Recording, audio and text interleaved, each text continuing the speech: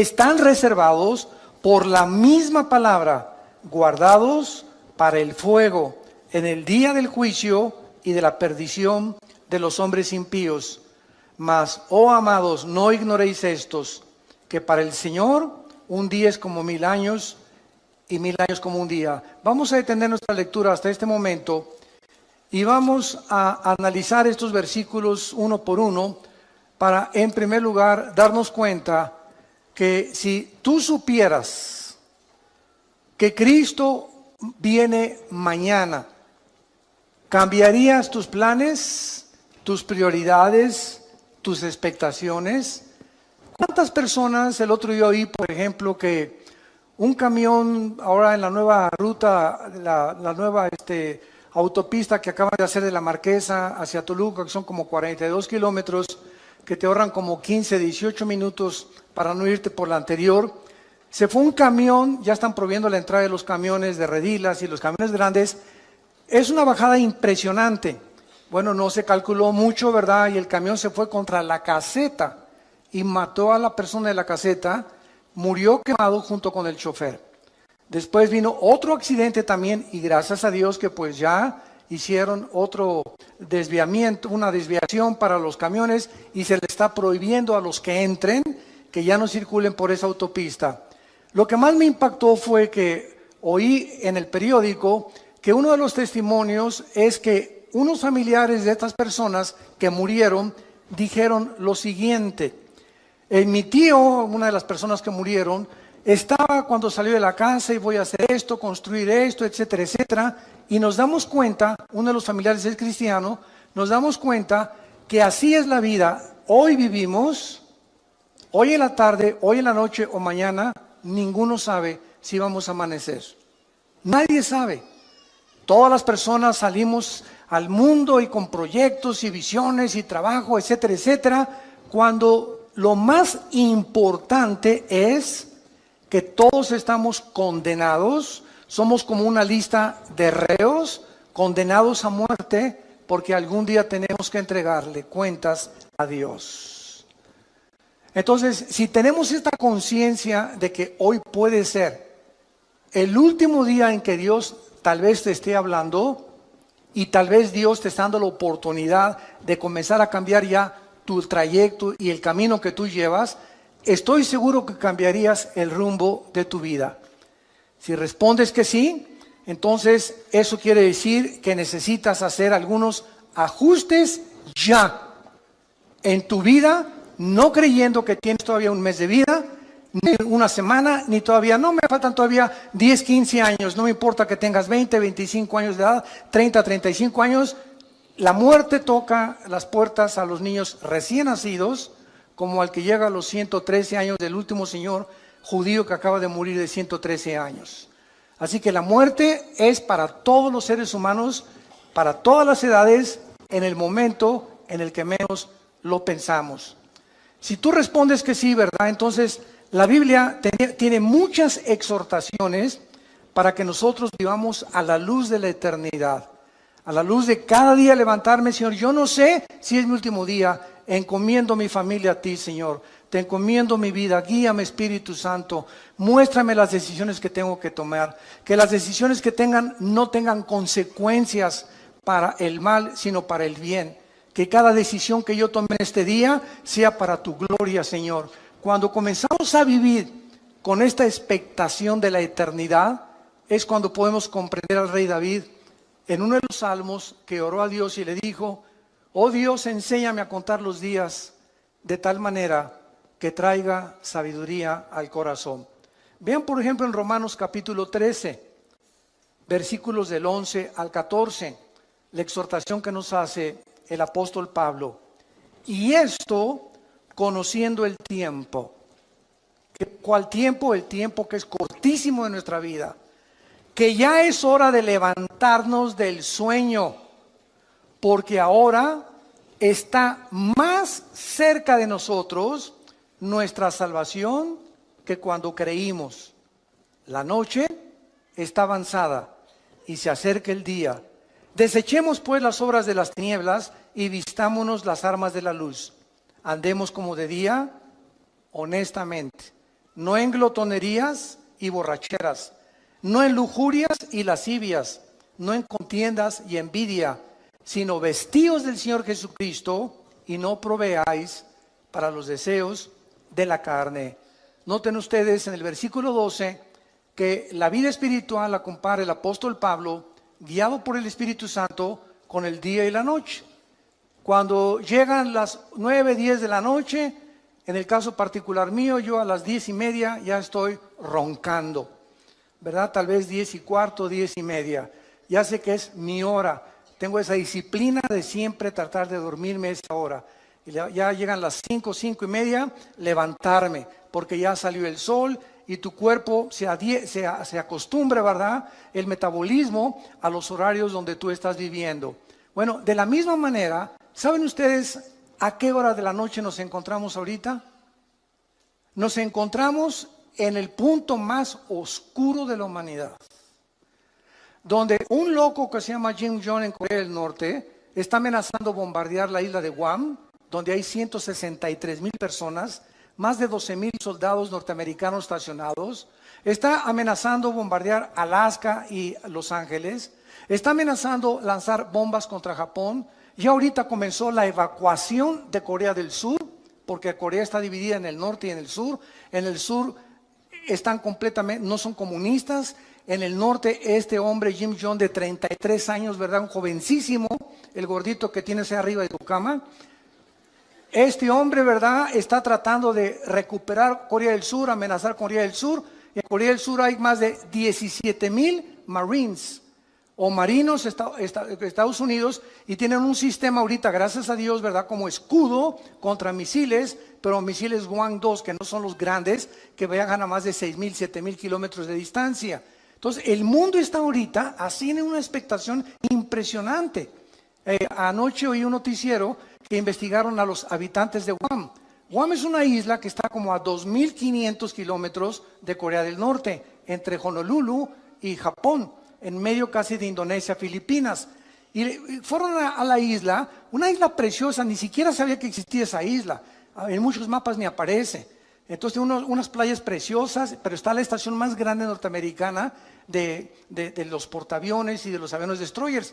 Y comenzaron a entrevistar los periodistas a los habitantes de esta isla, preguntándoles: ¿cómo viven ustedes ahorita que saben que ustedes van a ser el primer blanco de este señor que ya amenazó que esta semana manda 4 misiles alrededor de la isla? Y simplemente la pura radiación de esos misiles, aunque no tengan todavía cabezas nucleares, es peligrosísimo para los habitantes. Y el 80% de los habitantes contestaron: es que todos nos levantamos en esta isla sabiendo que es nuestro último día. No esperamos amanecer. Y si amanece, le damos gracias a Dios.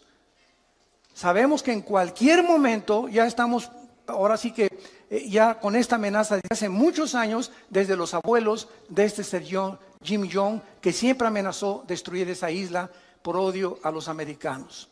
Entonces, cuando dijeron esto, me llamó la atención, porque es la forma como un cristiano debe de vivir. Todos sabemos que al levantarnos tal vez sea el último día. ¿Sabes tú acaso si mañana amaneces? ¿Sabes tú un accidente en la carretera, una bala perdida, un asalto, un secuestro, una enfermedad? Que vais al hospital mañana: doctor, me siento de maravilla. Discúlpeme, don Pancho, pero los radios X dicen que usted tiene cáncer y hay una metástasis que se le ha cundido por todo el cuerpo. Oiga, pero yo me siento bien. Usted se siente maravilla. Los rayos X no fallan. Usted tiene cáncer y tiene 3 meses de vida. Y así, de la noche a la mañana, te cambia el panorama de tu vida. Estoy seguro que cuando alguien recibe estas noticias, cambia completamente su manera de vivir. Se enfoca ya en otras cosas, se da cuenta que realmente tenemos que vivir, porque muchos de ustedes no están conscientes de eso. Aunque sabemos que vamos a morir, casi nadie vive bajo la luz de la eternidad. Mientras observamos estos acontecimientos actuales, estamos al borde de una guerra internacional. Nos han bombardeado con correos: oiga, es la tercera guerra mundial. ¿Qué pasa si Corea del Norte cumple sus amenazas? Trump va a contestar estas amenazas. Si contesta esas amenazas, ¿Cuáles son las consecuencias que habría de muertos en Corea del Norte? Porque inmediatamente Corea del Norte bombardearía Corea del Sur. Por lo menos en Corea del Sur, el primer día habría 100,000 muertos. El primer día que este hombre con su artillería, no con misiles, con la pura artillería contestara si Estados Unidos atacara, morirían más de 100,000 personas. Ahora, hace 3 días, el presidente de China, Xi, le mandó un recado a Trump y le dijo lo siguiente: nosotros no te apoyamos si tú inicias el ataque a Corea del Norte. Si Corea del Norte inicia el ataque y ellos atacan a Estados Unidos, nosotros vamos a permanecer neutrales y no nos vamos a meter en el conflicto. Pero si Estados Unidos ataca primero y lanza el primer misil contra Corea del Norte o para destruir sus sitios nucleares, China dijo, entonces nosotros tendríamos que intervenir porque le llamaríamos una agresión de acuerdo a las leyes internacionales de la justicia en La Haya, en Holanda. Entonces, vivimos un mundo tan incierto donde sabemos que ahora no son juguetes las armas que tienen los países. Rusia tiene una base nuclear en Venezuela, apoyado por Irán. Rusia tiene bases navales en Siria y está defendiendo Siria junto con Irán y con Turquía para que Estados Unidos no entre al Medio Oriente otra vez. El Medio Oriente está siendo convertido en el Islam por el califato, donde esperan al Mahdi, al Mesías, que nosotros le llamamos Jesucristo. Y el Medio Oriente está como una olla hirviendo, sabiendo en la Biblia que ahí, en esta zona geográfica del Medio Oriente, estallará la Tercera Guerra Mundial, que en Apocalipsis 16, del 12 en adelante, se llama el Armagedón. Entonces, santos de Dios, si estalla ahorita una guerra con Corea o con lo que sea, no es la Tercera Guerra Mundial. Faltan 3 guerras.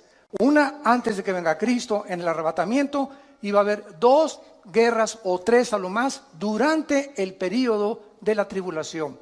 Simplemente en el 4º sello, Apocalipsis 6 del 5 en adelante, 1/4 parte de la humanidad va a morir.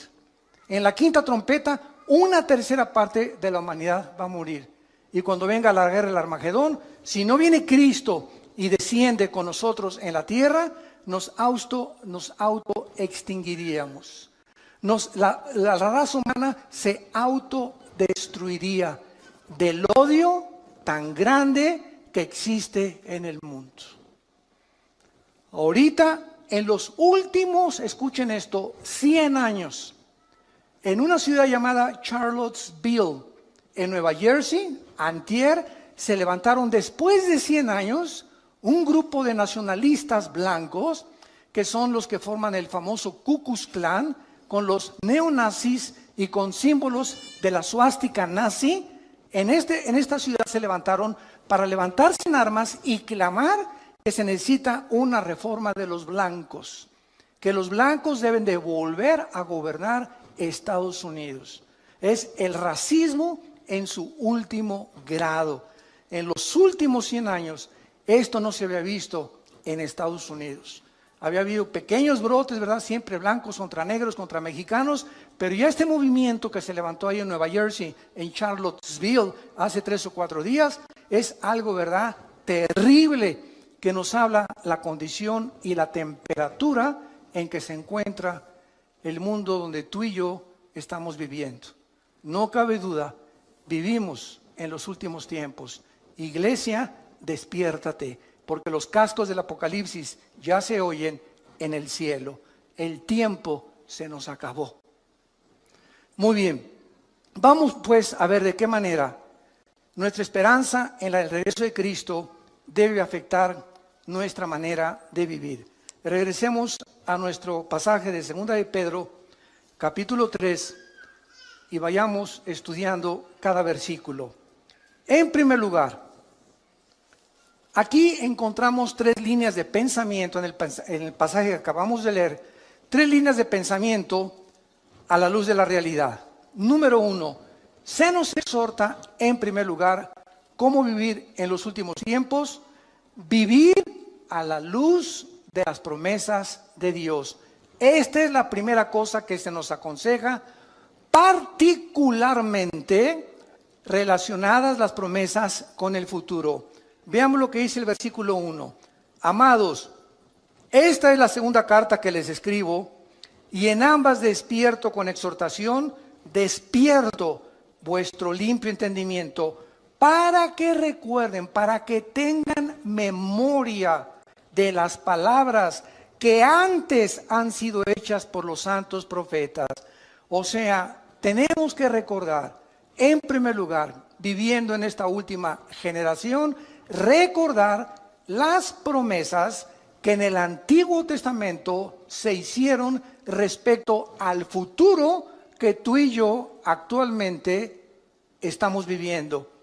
Esto se refiere a todos los eventos futuros que se profetizaron en el Antiguo Testamento, como viene la gran tribulación, la segunda venida, la apostasía de la iglesia que ya estamos viviendo. Nunca la iglesia cristiana había sido bombardeada con tantas herejías, con tantas barbaridades que se están predicando y que se están enseñando en los últimos 30, 40 años. Es impresionante la cantidad de miles, ustedes no lo saben, miles de cristianos en Sudamérica y en Europa que dicen: no encontramos una iglesia con sana doctrina. Y están reuniéndose en sus casas, nos piden nuestros videos, nuestras enseñanzas a través de los CDs, etcétera, etcétera. Tenemos más de 3,725 reuniones en casas en Sudamérica que se están alimentando con el curso que tenemos de ITI, el Instituto Teológico Internacional que dirige mi hermano Alejandro, y se están alimentando de eso 1 hora diaria y están juntándose en su casa porque no encuentran una iglesia de sana doctrina. Es impresionante. En una que les piden bolsas para vomitar, en otras que la cachetada del Espíritu Santo, el chicle del Espíritu Santo, la caída del Espíritu Santo, etcétera, etcétera, que si no hablas en lengua no tienes al Espíritu Santo. Bueno, es increíble a lo que la iglesia ha llegado. Y millones de cristianos, por no tener una vocación para estudiar la Biblia sistemáticamente por libros, etcétera, etcétera, caen en la trampa y se comen y son engañados con todo lo que oyen. Nunca corroboran si lo que les enseñan es lo que enseña la palabra de Dios. Tengan memoria que esto va a venir, no nos asustemos, como me dicen muchos pastores. Acabo de estar en Guatemala el último fin de semana, se celebró el 67 aniversario de Radio Cultural en Guatemala, en la ciudad, que es la estación de radio más prestigiosa en los últimos 100 años. Y esta radiodifusora celebró el 67 aniversario, me invitaron a compartir la palabra, y el sábado se unieron casi más de 1,700 pastores de diferentes naciones, de la ciudad de Guatemala, etcétera, etcétera. Y el domingo nos reunimos en el Parque Industrial y asistieron 18,000 personas. Entonces vemos nosotros que es una efervescencia de hambre de la palabra de Dios. Y cantidad de pastores me decían en Guatemala: hermano, es que necesitamos la sana doctrina, necesitamos regresar a las enseñanzas de la Biblia, a las enseñanzas que Cristo nos enseñó. Y yo el consejo que les daba es el siguiente: no se desilusionen, no se asusten.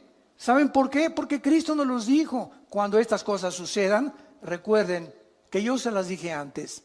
Entonces esto tiene que suceder. No nos desilusionemos, al contrario, tiene que suceder, y si sucede es porque la Biblia es la palabra de Dios. Al contrario, esforcémonos, seamos valientes, echemos mano de la vida eterna, no perdamos la esperanza a la cual todos hemos sido llamados, estemos firmes y constantes en la fe, sabiendo que nuestro trabajo no es en vano.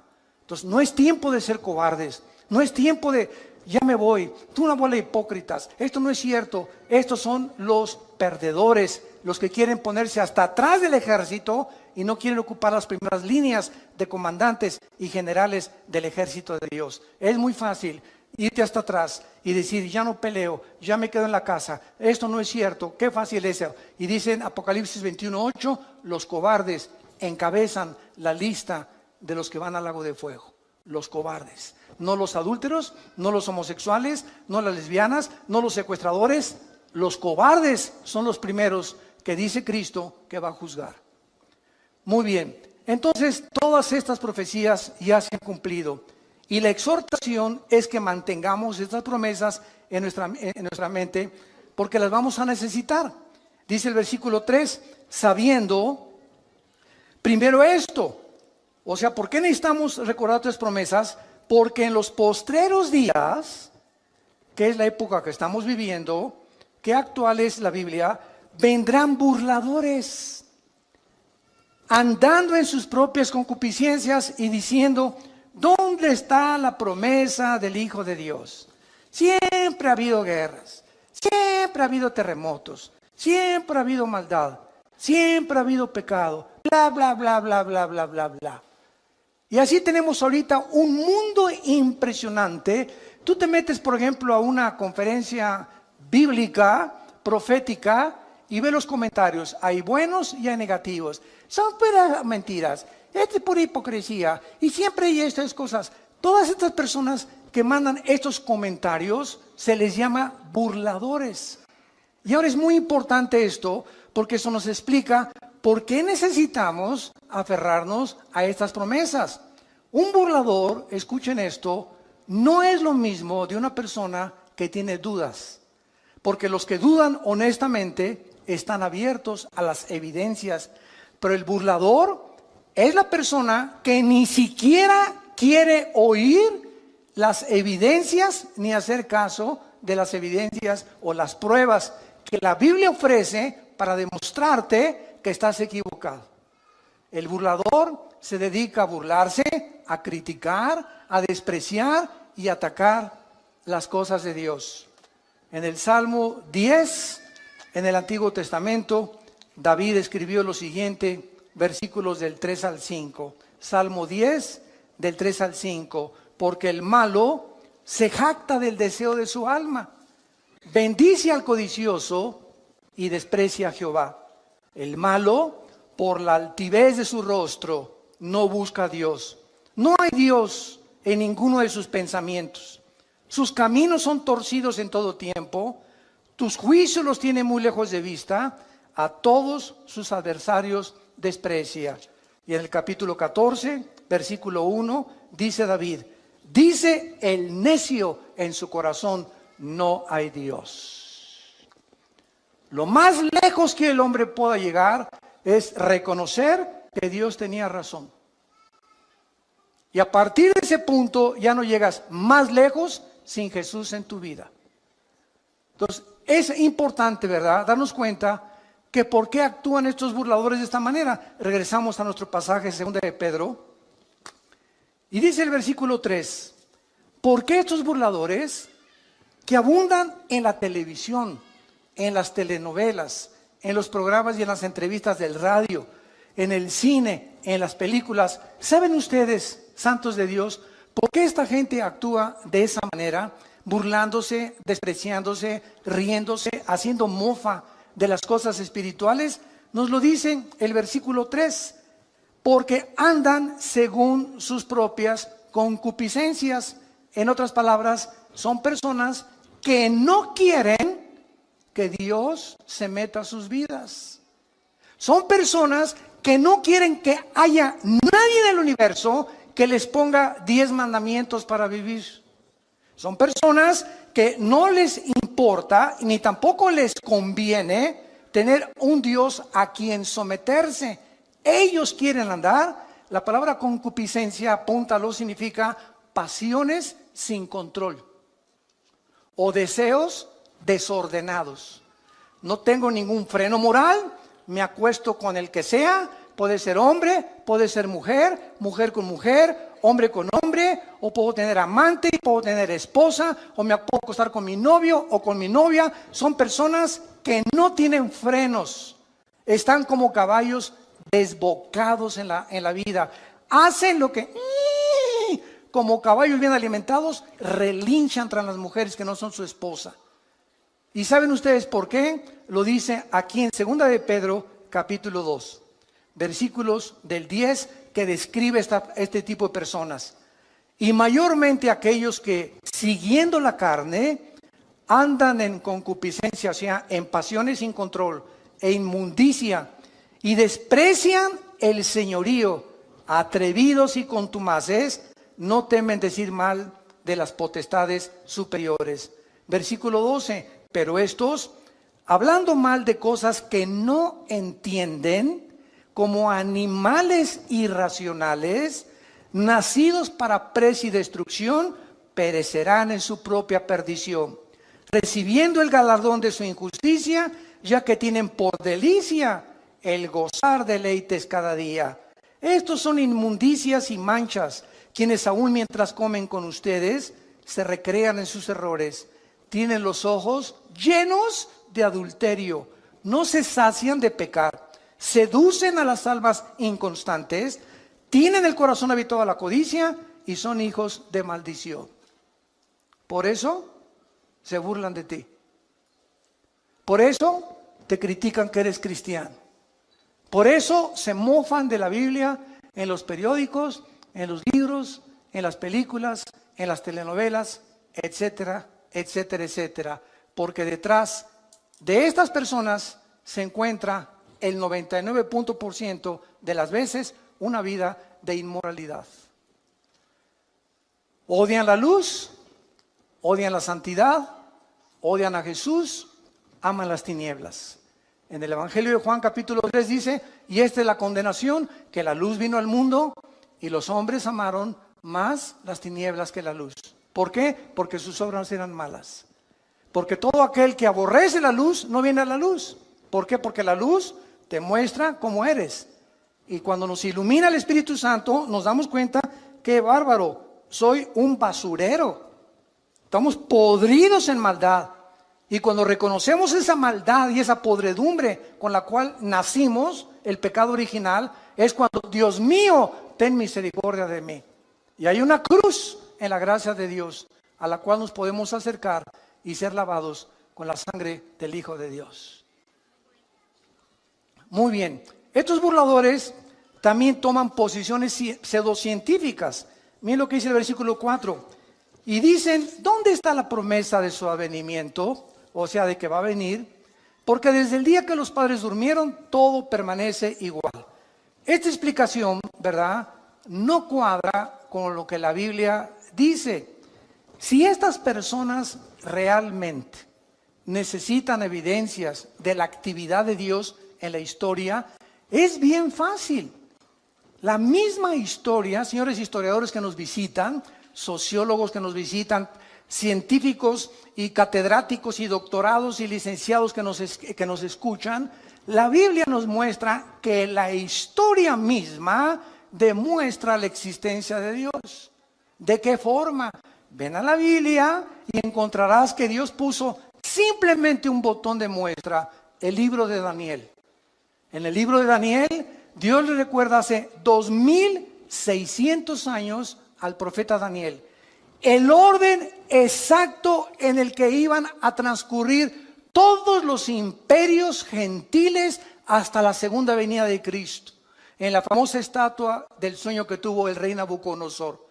Y Dios le dice a Daniel, la cabeza de oro es Babilonia, tal como Daniel lo comprobó porque él vivió bajo el imperio del rey Nabucodonosor. Y le dice Dios, después de Babilonia vendrá otro imperio que, de acuerdo a la historia, ¿quién fue? Los medos y los persas, que hicieron una alianza. Y le dice Dios, y el pecho, el vientre de bronce, vendrá otro imperio. De acuerdo a la historia, ¿quién fue?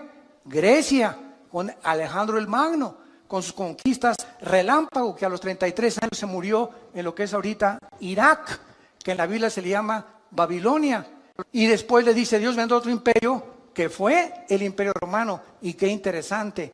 Ahí se detiene la profecía y dice la Biblia que del imperio romano hasta la segunda venida de Cristo no habría otro imperio hasta que el anticristo unificara 5 naciones del Oriente y 5 de Europa para formar la confederación política de los últimos tiempos. ¡Qué increíble! ¿Quieres más evidencias de veras? La misma historia nos muestra que solo Dios pudo poner en orden la cronología de los imperios y los gobiernos de toda la historia. Solo Dios lo pudo hacer. Y así hay más de 133 profecías demostrando que se profetizó que Cristo iba a nacer en Belén, que Cristo iba a ser traicionado por 30 monedas de plata, que Cristo lo iban a traicionar sus propios discípulos y amigos, que Cristo iba a morir crucificado. Simplemente cuando Jesús abría sus manos, se cumplían en ese instante 33 profecías del Antiguo Testamento. Amados, tengan memoria de las promesas del Antiguo Testamento, porque van a enfrentar en los últimos días muchos burladores. Mucha gente ignorante, hablan lo que no conocen. Como un tonto, ¿verdad? Que tuve un debate con él en la televisión hace no mucho tiempo, me comenzó a insultar y llegó el momento en que me dijo, mire, es más, me dice, yo no creo que ni siquiera Cristo haya existido. Y esta persona tenía 2 títulos universitarios. Se atrevió a decirme, es más, yo creo que ni Cristo resucitó, que Cristo, no existió. Simplemente me volteé, ¿saben lo que le dije? ¿Me puede decir qué fecha es ahora? 10 de mayo de 1997. ¿Y desde cuándo está usted contando 10 de mayo de 1997? Y se quedó así. Y le contesta el moderador, burro, desde que nació Jesús. La misma historia, y cuando vino Cristo, revivió la historia. Y fue tan impactante la entrada de Jesucristo a la historia que contamos antes y después de Cristo. No antes y después de Buda, ni de Mahoma, ni del Dalai Lama, ni de tu padrino Walter Mercado. Fue tan impactante la entrada al escenario mundial del Hijo de Dios que la historia se dividió. Dije, ¿desde cuándo cuentas 1997? Cabeza de ostión. Impresionante, hablan tantas barbaridades, tantas tonterías. Bueno, así es como está el mundo. Tengamos memoria de esto porque se viene más y más y más la crítica y la oposición. Entonces, como decíamos, también toman posiciones pseudocientíficas. O sea, hasta toman pasajes bíblicos para apoyar sus ataques y hacer sus argumentos disque más válidos. Simplemente estas personas les recordamos la historia y te contestan, ay, pues yo no había leído el libro de Daniel. Entonces no hables si no conoces lo que estás diciendo. Yo no puedo tener un debate con un filósofo, por ejemplo, del tipo de Rousseau, o los que siguieron la filosofía de Rousseau, que el hombre es básicamente bueno. Yo no puedo meterme a su ideología si no conozco lo que él me está presentando, porque al meterme yo en lo que yo no conozco, él me puede contraatacar, porque él sí lo conoce. Entonces, si yo tengo un debate con una persona, tengo que conocer sus debilidades de la ideología que me está presentando, combatirla y presentarle las mías. Y escuchen esto, el 90% de las veces que tú alegas con tu maestro de escuela, con un científico o con cualquier persona atea o agnóstica, no conocen la Biblia. No conocen más que son leyendas, esto y el otro, puras tonterías, pero nunca, jamás han checado ni estudiado de una forma sistemática las evidencias y sobre todo las profecías. Entonces, te hablan lo que nunca han oído. ¿Quién te lo dijo? Mi maestro en la preparatoria. ¿Quién te lo dijo? Mi maestro en la universidad. ¿Quién te lo dijo? Lo leí en la revista Duda. Con razón tienes las dudas que tienes, compadre. Vemos nosotros, ¿verdad? Claramente que cuando leemos, por ejemplo, el libro del Génesis, miren, ya sin ir tan lejos, por el amor de Dios, Virgen del Socorro. Hasta 1860 se descubren las leyes de la herencia por Gregorio Mendel. Hasta 1860 se descubren las leyes de la herencia por Gregorio Mendel. Cuando comienza a hacer experimentos con chicharitos y se da cuenta que hay algo que se transmite y que se hereda. Y ahí se paró la investigación y tuvieron que pasar casi 100 años hasta 1954, el siglo pasado. En 1954 le dan el premio Nobel de Medicina a Dr. Watson y al Dr. Samuel Crick, porque descubren la hélice del ADN, del ácido desoxirribonucleico.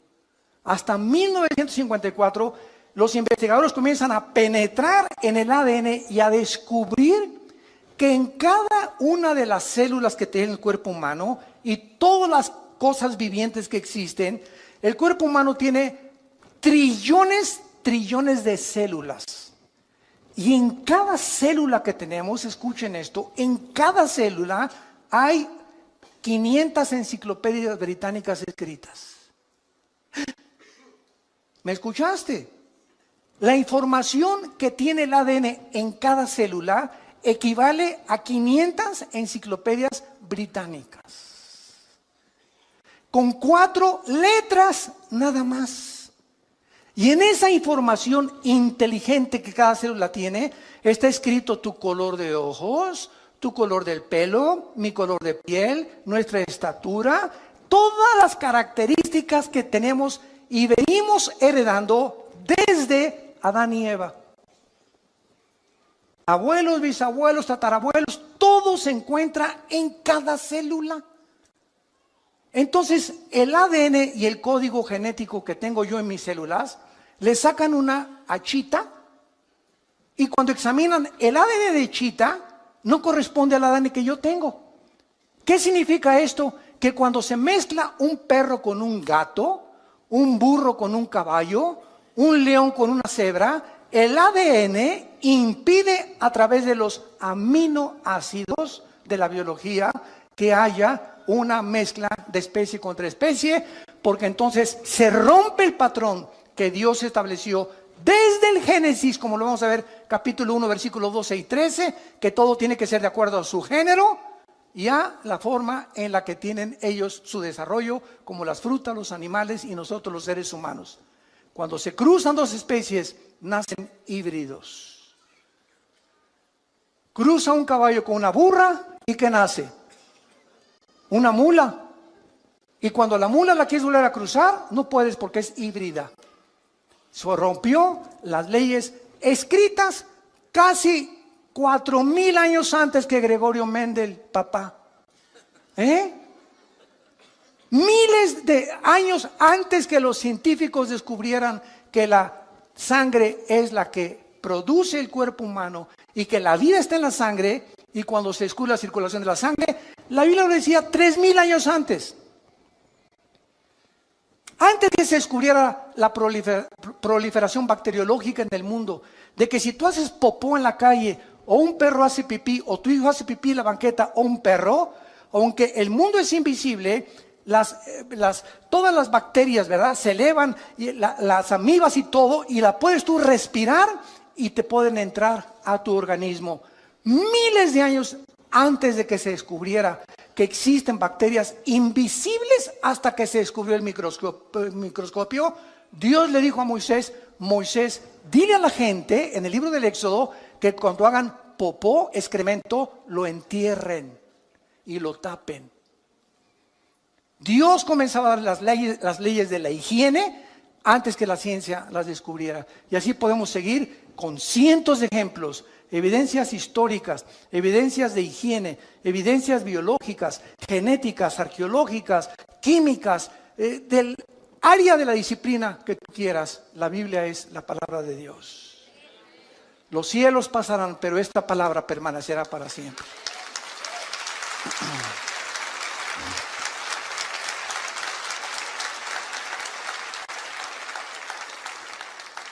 Ahora, vemos también, ¿verdad?, que es importante el tiempo de Dios. Porque esta es la pregunta que también dicen: no todas las cosas han sido igual, siempre ha habido guerras, etcétera, etcétera. Es verdad, siempre ha habido guerras. Es más, el Instituto para la Investigación de la Paz en Suecia, Estocolmo, ¿sabe lo que dictaminó hace algunos años? El Instituto para la Investigación de la Paz en Suecia, Estocolmo, que de los aproximadamente 6,000 años de historia que el ser humano tiene, solamente han habido 25 años de paz. En 6,000 años el ser humano solo ha tenido 25 años sin guerras. ¿Qué significa esto? Que la historia del ser humano es guerra tras guerra, generación tras generación, por nuestras pasiones, la codicia: quiero tu terreno, quiero conquistar esa área geográfica, quiero tener esta colonia aquí, los franceses, los ingleses, los austriacos, los judíos, los árabes, etcétera, etcétera. Todo el mundo siempre ha estado en continua guerra. Hace algún tiempo, tengo aquí las palabras de uno de mis autores favoritos, C.S. Lewis. Fue profesor de la Universidad de Oxford. Y en 1939 C.S. Lewis, consigue sus libros. La grandeza del cristianismo, el problema del dolor. Bueno, es increíblemente científica y fue el más grande ateo de Inglaterra. Y siendo el más grande ateo de Inglaterra, se convierte C.S. Lewis y comienza a escribir, no sabes, la literatura más profunda que existe científica cristiana. Y en 1939, C.S. Lewis, cuando la Segunda Guerra iba a comenzar, escribió esto.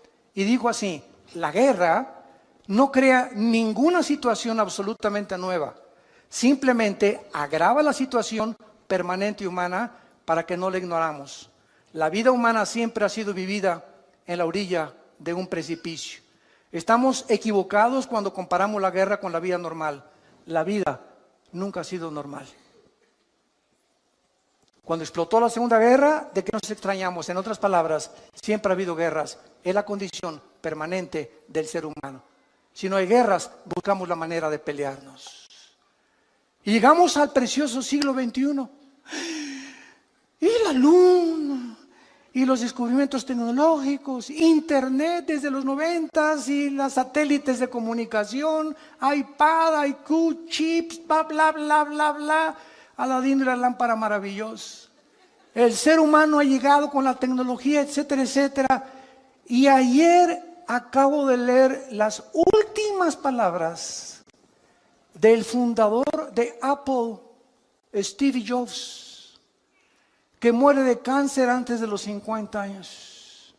A los 40 años llegaron con Steve Jobs y le dijeron, el fundador de Apple, de las compañías más prestigiosas que cualquiera pudiera decir: yo quisiera poder llegar a los descubrimientos de una multimillonaria fábrica y productora de los artículos que conocemos actualmente en el mercado. Y cuando tenía 40 años, Steve Jobs le pronosticaron cáncer y le dijeron, cúrate por medios científicos, y dijo que no. Él quería que lo curaran los hindúes con magia. Y entró en el área del ocultismo. Y antes de morir, él dijo, ¿verdad? Lo que he descubierto antes de morir es que no he disfrutado nada. Lo más precioso de la vida es tu familia. Disfruta tu familia. Es el tesoro más grande que podamos nosotros tener. Nunca mencionó a Dios. Murió como un palillo el pobre hombre en un hospital sin haber jamás podido disfrutar su dinero. Y los últimos 7 años murió con una neurosis excesiva, donde explotaba y se enojaba y corría a todos sus empleados porque la mosca voló. ¡Qué vidas tan trágicas! De personas que alcanzaron el éxito, pero se dieron cuenta que sin Dios nos echa a perder la vida. Por la maldad con la cual nacimos y porque enfocamos nuestros talentos y nuestros dones en cosas que no tienen permanencia eterna.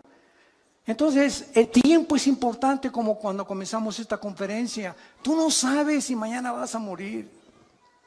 Tú no sabes si esta tarde te ha hablado Dios por última vez en tu vida. No lo sabes ni lo sé yo. Y ante la luz y la expectación de estas cosas, analicemos nuestra vida si estamos en la fe. Examinémonos realmente si realmente tenemos a Cristo como nuestro Salvador, si estamos caminando con Él. Hace algún tiempo, les conté una vez, estaba ya a la salida de un desayuno en México y me alcanza en el elevador un señor y me dice, oiga, usted es el que acaba de exponer la conferencia, a sus órdenes, le dije. Me dice, usted debe saber muchas cosas, ¿verdad? Usted es teólogo. Le dije, sí, efectivamente, tengo 2 doctorados y una licenciatura en teología. Me dice, bueno, pues con esos títulos que usted tiene, me puede responder esta pregunta. Le dije, dígame usted, ¿por qué Dios no mata al diablo? Y me dice, no se quedó ahí, y me dice, porque Dios es todopoderoso, ¿verdad? ¿Qué dice usted? Amén, amén, Dios es todopoderoso. Entonces, si Dios es todopoderoso, ¿por qué no mata al diablo? Y déjame decirle antes que me conteste, y si no lo mata es porque no es misericordioso ni es amor. Fíjense usted la pregunta que me hizo, ¿no? Entonces yo le contesté, le dije, dele gracias a Dios, porque si Dios acabara con el mal ahorita, comenzaría con usted.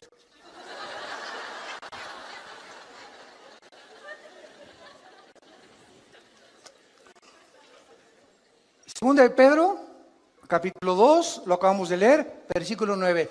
El Señor no retarda su promesa, según algunos la tienen por tardanza. ¿Y por qué Dios no acaba ya con esto y con aquello? ¿Sabes por qué? Porque Dios es paciente para con todos, esperando que tú te arrepientas.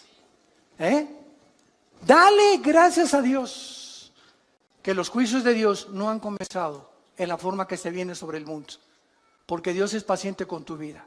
Te va a seguir hablando a través de tu esposa, a través de tu esposo, a través de tus hijos, a través de tus amigos en tu trabajo, a través de las conferencias en YouTube, en internet, en las iglesias cristianas. Dios nunca deja de hablar, porque es paciente con tu vida.